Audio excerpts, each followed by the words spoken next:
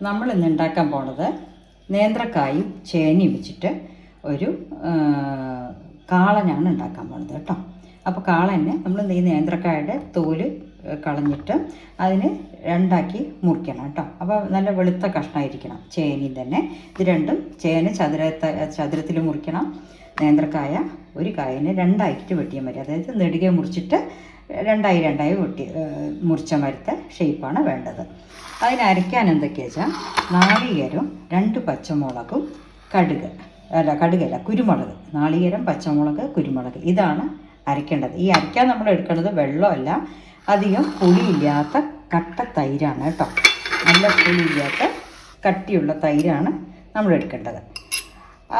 ഇനി എന്താണെന്നുള്ളത് ഞാൻ അടുത്തത് കാണിച്ചു തരാം കേട്ടോ. ഇപ്പം ഞാൻ ചേനയും നേന്ത്രക്കായും, അതാണ് ഞാൻ പറഞ്ഞത്, ഇതുമാതിരി നേന്ത്രക്കായുടെ തോല് മുഴുവൻ എടുത്തോളൂ കേട്ടോ. അതും ചേന ഇതുമാതിരി ചതുരം കഷ്ണങ്ങളായിട്ട് ഇങ്ങനെ മുറിച്ചാൽ മതി. വലിയ കഷ്ണമാണ് കാളന് വേണ്ടത്. പിന്നെ അത് ഈ പച്ചക്കറി കഷ്ണങ്ങളെ കുരുമുളക് പൊടി, മഞ്ഞൾപ്പൊടി, ഉപ്പും ഇട്ടിട്ടാണ് വെള്ളം ഒഴിച്ചിട്ട് തിളപ്പിക്കുക കേട്ടോ.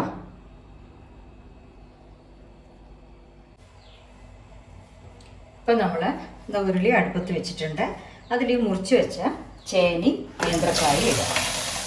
ഇട്ടിട്ട് കുറച്ച് മഞ്ഞൾപ്പൊടി ഒരു 1/4 ടീസ്പൂണ്, ഉപ്പ് ടേസ്റ്റ് നോക്കിക്കോളൂ. ഇപ്പം നമ്മളിത്തിരി ഇടുന്നതെന്നേ ഉള്ളൂ കേട്ടോ, പാകത്തിന് ഇട്ടാൽ മതി. പിന്നെ ഒരു അര സ്പൂണ് കുരുമുളക് പൊടി. ഇത് വെള്ളം ഒഴിച്ചിട്ടാണ് തിളപ്പിക്കുക. എന്ന് വെച്ചാൽ നമ്മൾ അരയ്ക്കാൻ കുരുമുളക് പൊടി, നാളികേരവും പച്ചമുളകും ഒഴിച്ചാണ് അരച്ചിരിക്കുന്നത്. കുരുമുളക് പൊടി, നാളികേരവും പച്ചമുളകും കൂടിയിട്ടാണ് നമ്മൾ അരച്ചിരിക്കുന്നത്. തൈര് നല്ല കട്ടിയുള്ള അധികം പുളിയില്ലാത്ത തൈര് വേണം കാളൻ ഉണ്ടാക്കാൻ കേട്ടോ. ഇനിയിപ്പോൾ ഇത് നന്നായിട്ട് കഷ്ണം ഒന്ന് വേവട്ടെ. വെള്ളം ഒഴിച്ചിട്ട് നന്നായി തിളച്ച് വിടണം കേട്ടോ. ഇപ്പം നമ്മൾ കാളനുള്ള അരവ് അരച്ച് വെച്ചിട്ടുണ്ട്. ഇത് ഒരു 1/4 നാളികേരം വേണം. കാളന് എന്താ അറിയോ, കഷ്ണത്തിനെക്കാട്ടിലും അതിൻ്റെ കറിയാണ് നിൽക്കേണ്ടത്. പച്ചക്കറി കുറച്ചാലും അതിൻ്റെ ആ അരവുണ്ടല്ലോ, അരവ് കൂടുതൽ വേണം. അത് നല്ല പുളിയില്ലാത്ത കട്ട തൈരിൽ തന്നെ അരയ്ക്കണം. അത് പച്ചമുളകും കുരുമുളകും നാളികേരും തൈരിൽ ചേർത്തിട്ടാണ് അരച്ച് വെച്ചിരിക്കുന്നത്. പിന്നെ വറുത്ത് കൊട്ടാനായിട്ട് ഞാനിത്തിരി കടുക്, ഉലുവ, വറ്റൽമുളക്, കരിവേപ്പിൻ്റെ ഇല, ലാസ്റ്റ് ഒരു നുള്ളു കായപ്പൊടി ഇടണം കേട്ടോ. അപ്പോൾ ആ കാളൻ്റെ ശരിക്കുള്ള ഫ്ലേവർ വരണമെങ്കിൽ നമ്മുടെ കായപ്പൊടി കുറച്ചങ്ങോട്ട് ചേർക്കണം. അതുകൊണ്ട് പിന്നെ അതിൻ്റെ കൂടെ കുറച്ച് ഉലുവപ്പൊടിയും കൂടെ. ഉലുവ നമ്മൾ കടുക് വറുത്ത് കൂട്ടുമ്പോഴാണ്, നമ്മളിപ്പോൾ ഇത് ആയിക്കഴിഞ്ഞാൽ, കാളനായിക്കഴിഞ്ഞാൽ, നാളികേരം അരച്ച് ആയിക്കഴിഞ്ഞാൽ കുറച്ച് ഉലുവപ്പൊടി അതിൻ്റെ കൂടെ ആഡ് ചെയ്യും. അതിനാണ് പൊടി തന്നെ എടുത്ത് വെച്ചിരിക്കുന്നത് കേട്ടോ. ഉലുവ വറുത്ത് കൊട്ടാനും ഇത് അരവരച്ച ശേഷം നമ്മൾ ഉലുവപ്പൊടി ഇടും കേട്ടോ. ഇപ്പം നമ്മുടെ കാളൻ്റെ പച്ചക്കറി നന്നായി വെന്തിട്ടുണ്ട്. ചേനയുടെ വേവാണ് നോക്കേണ്ടത് കേട്ടോ. നേന്ത്രക്കായ പിന്നെ പെട്ടെന്ന് വേവും, ചേന വെന്തില്ലെങ്കിൽ ചൊറിയാൻ തുടങ്ങും, അത് ശ്രദ്ധിക്കണം. അപ്പോൾ ഈ ചേന കായ വെന്ത ശേഷം നമ്മളതിലേക്ക് ബാക്കിയുള്ള കുറച്ച് തൈര് കൂടെ ആഡ് ചെയ്യുന്നുണ്ട് കേട്ടോ. കട്ടിയുള്ള തൈരിൻ്റെ നമ്മൾ അരയ്ക്കാൻ ഒരു നല്ല എടുത്തിട്ടുണ്ട്. ബാക്കി ഇനി ഈ തൈര് കൂട്ടിയിട്ട് അതിൽ തൈരിൽ ഒന്ന് ഈ ചേനി കായൊക്കെ വെന്തിലിട്ടണം. അപ്പോൾ ഇതിൻ്റെ വെള്ളം ഒന്ന് നല്ല തിളച്ച് ഒന്ന് കുറുകണ സമയത്താണ് നമ്മൾ നാളികേരം അരച്ചത് ചേർക്കുക കേട്ടോ. ഇനിയിപ്പോൾ അത് നന്നായിട്ട് തൈര് ഒഴിക്കുമ്പോൾ ആ ചേനയുടെ ചൊറിച്ചിൽ മാറുകയും ചെയ്യും. പിന്നെ വേവില്ല, എന്നുവെച്ചാൽ പുളി തൈരാണല്ലോ, അപ്പോൾ പിന്നെ അതിൻ്റെ അപ്പുറം വേവില്ല കേട്ടോ. തൈര് ഒഴിച്ചിട്ട് തിളച്ചിട്ട് ഇനി നമ്മൾ ഒഴിക്കാൻ പോണത് നാളികേരത്തിൻ്റെ അരച്ചത് കേട്ടോ. അരവൊഴിക്കുക. ഇത് നമ്മൾ കുറുക്ക് കളയെന്നാണല്ലോ പറയാറ്.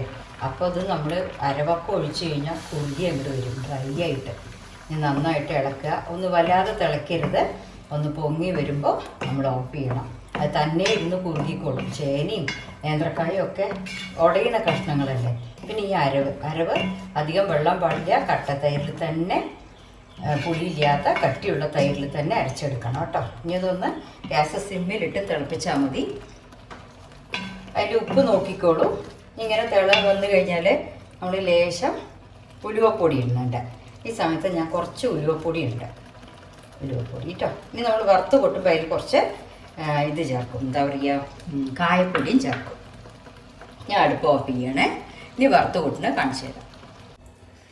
അപ്പം നമ്മൾ വറുത്ത് കൊട്ടാൻ പോവുകയാണ്. വറുത്ത് കൊട്ടും വെളിച്ചെണ്ണയിൽ തന്നെ വറക്കണേ, അതാണ് വാസന. നല്ല വെളിച്ചെണ്ണ ഒഴിക്കുക, കുറച്ച് ഉലുവ ഇടുക, ഒരു 1/4 ടീസ്പൂൺ ഉലുവ ഇട്ടോളൂ.